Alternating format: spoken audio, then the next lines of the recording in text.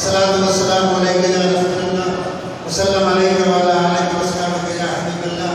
ساقی کوثر و تسلیم سے نسبت ہے نصیب، ساقی کوثر و تسلیم سے نسبت ہے نصیب، کیوں نہ دنیا میرے پیخانے کے چکر کاٹے۔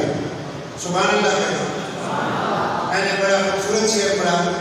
شاید آپ اس کو ہضم کر کے بڑا آپ کا ہضمہ ہے۔ ساقی کوثر و تسلیم سے نسبت ہے نصیب، کیوں نہ دنیا میرے پیخانے کے چکر کاٹے۔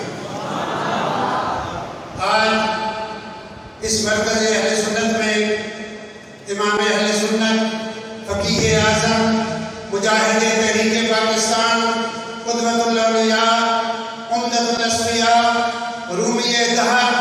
فقیہ العصر، حضرت علامہ حافظ شاہ محمد بندیالوی سب کہتے رحمۃ اللہ تعالی علیہ، ان کا 73واں سالانہ عرس سراپا قدس، جس کی یہ دوسری نشست باقاعدہ طور پر شروع ہو چکی ہے، ملک پاکستان نہیں، عالم اسلام کے عظیم خطیب، عالم اسلام کی عظیم روحانی مرکز آستانہ علیہ سوال شریف سے نسبت خلافت رکھنے والے آستانہ علیہ گنگو شریف ضلع ڈیرہ اسماعیل خان کے صاحب سجادہ، پیر طریقت رہبر شریعت کے فرزند ارجمند، محترم المقام، واجب الاحترام، اختر الخطباء، عظیم مذہبی سکالر حضرت علامہ صاحبزادہ حافظ نجم الحسن نجم صاحب نقشبندی دامت برکاتہ العالیہ سٹیج کی زینت ہیں، علماء اہل سنت کا جمع نفیر ہے۔ میں اپنے چند ٹوٹے پھوٹے الفاظ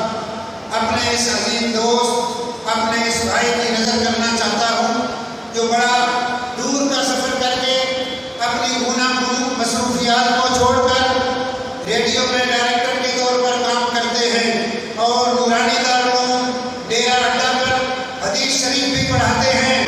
خطابت کا سلسلہ خیبر سے لے کر کراچی تک ہے، تو میں اپنی طرف سے جامعہ کے تمام مدرسین کی طرف سے، انجمن فضلاء جامعہ بندیال شریف کی طرف سے، بزم فقیہ العصر کی طرف سے حضرت صاحبزادہ پیر نجم الحسن نجم نقشبندی صاحب کو اہلا و سہلا و مرحبا کہتا ہوں اور عرض کرتا ہوں کہ حضور آتے تو آنکھیں ہی فرش راہ نہ تھی، حضور آتے تو آنکھیں ہی فرش راہ نہ تھی، قدم قدم پہ تصدق دل و جگر ہوتے۔ ان کے ساتھ تشریف لانے والے ہمارے مفتی اہل سنت حضرت علامہ مفتی حسین علی صاحب چشتی گولڈوی دامت برکاتہ العالیہ کے برادر اکبر حضرت مولانا قاری محمد علی صاحب دامت برکاتہ العالیہ، جناب جواد شاہ صاحب، سب کو سلام عقیدت پیش کرتا ہوں۔ سٹیج پر بیٹھے ہوئے علماء جناب مفتی محمد امین مدری صاحب، جناب مولانا زبورت صاحب، جناب قاری محمد رفیق قادری صاحب اور مدرسین جامعہ کی ایک لمبی لائن، سب کو سلام عقیدت پیش کرتے ہوئے میں ضرور کہوں گا کہ جب آپ حضرت صاحبزادہ نجم الحسن صاحب کو سنیں گے تو لازمی طور پر آپ سے کہنے پر مجبور ہوں گے کہ لبوں میں ہلکی سی مسکراہٹ، جلوں میں سرد انقلاب رقصاں، نہ جانے آئے ہیں کس جہاں سے کہ حشر سالوں سے لوگ ساقی برادر ذی وقار حضرت علامہ صاحبزادہ حافظ نجم الحسن صاحب اردو میں خطاب کریں یا سریکی میں خطاب کریں، ہمیں یوں لگتا ہے کہ ہر موضوع ان کے ہاتھ کی چھڑی اور ان کے جیب کی گھڑی ہے۔ کوئی بھی موضوع ان کے سامنے جو ہے موضوع مشکل نہیں رہتا، چاہے وہ مشکل ہوتا ہے لیکن اس کو آپ کتنے حسین اور آسان دائرے میں بیان کرتے ہیں کہ کہنے والا کہہ اٹھتا ہے کہ ارے مستو سنبھل بیٹھو